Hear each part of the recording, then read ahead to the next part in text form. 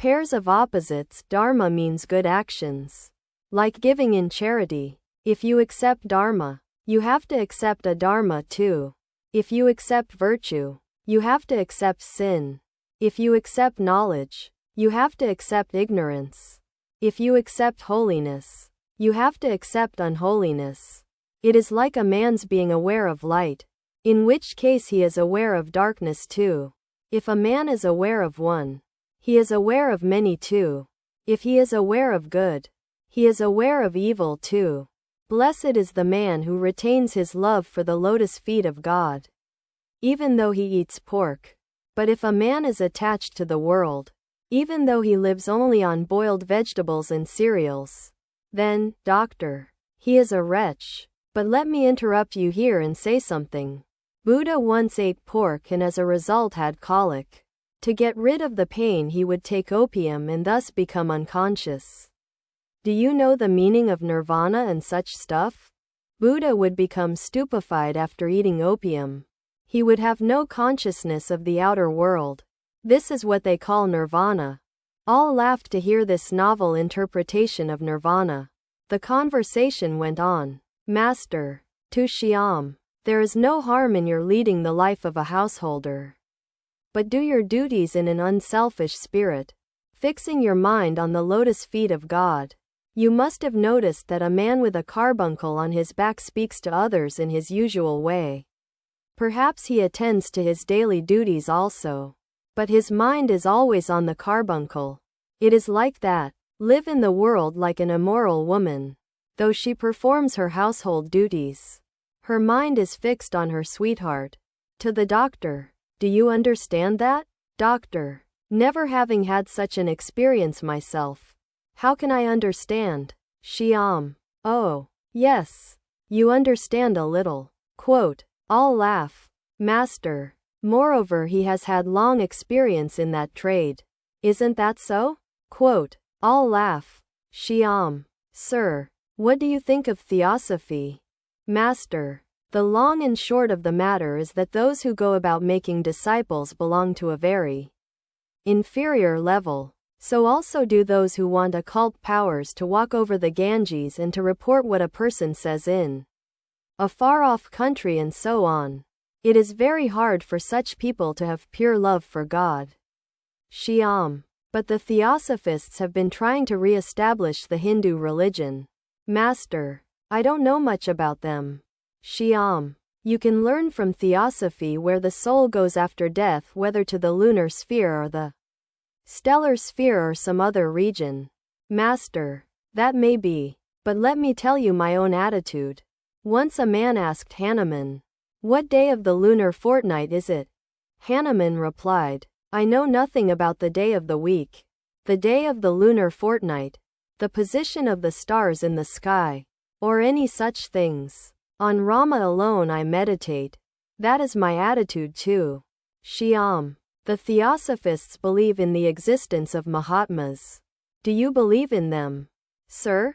Master. If you believe in my words, I say yes. But now please leave these matters alone. Come here again when I am a little better. Some way will be found for you to attain peace of mind. If you have faith in me, you must have noticed that I don't accept any gift of money or clothes. We do not take any collection here. That is why so many people come. Laughter. To the doctor. If you won't take offense, I shall tell you something.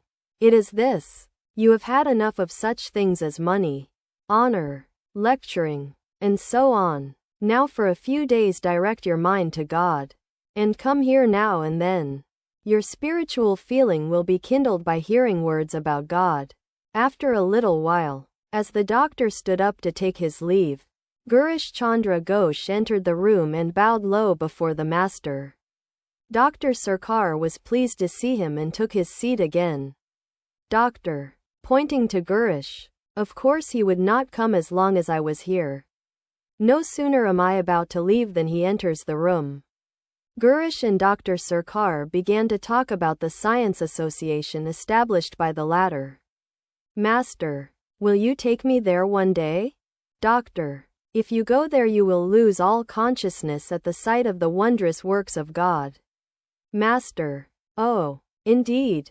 Doctor. Tujinch. Whatever you may do, please do not worship him as God. You are turning the head of this good man. Gurish. What else can I do? Oh, how else shall I regard a person who has taken me across this ocean of the world? And what is still more, the ocean of doubt? There is nothing in him that I do not hold sacred.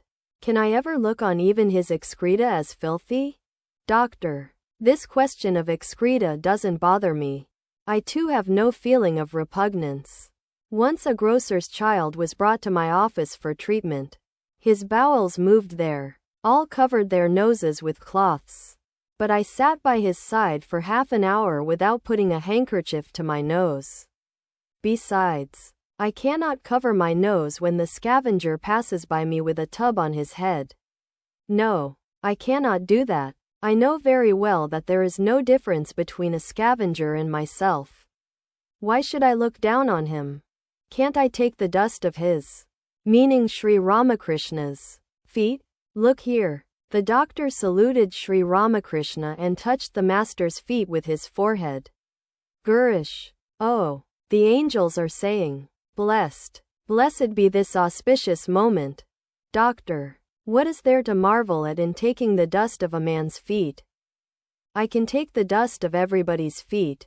Give me, all of you, the dust of your feet. The doctor touched the feet of all the devotees. Narendra. To the doctor. We think of him, meaning the master, as a person who is like God. Do you know, sir, what it is like? There is a point between the vegetable creation and the animal creation where it is very difficult to determine whether a particular thing is a vegetable or an animal. Likewise, there is a stage between the man world and the God world where it is extremely hard to say whether a person is a man or God. Doctor. Well, my dear young friend, one cannot apply analogies to things divine. Narendra. I don't say that he is God. What I am saying is that he is a godlike man. Quote,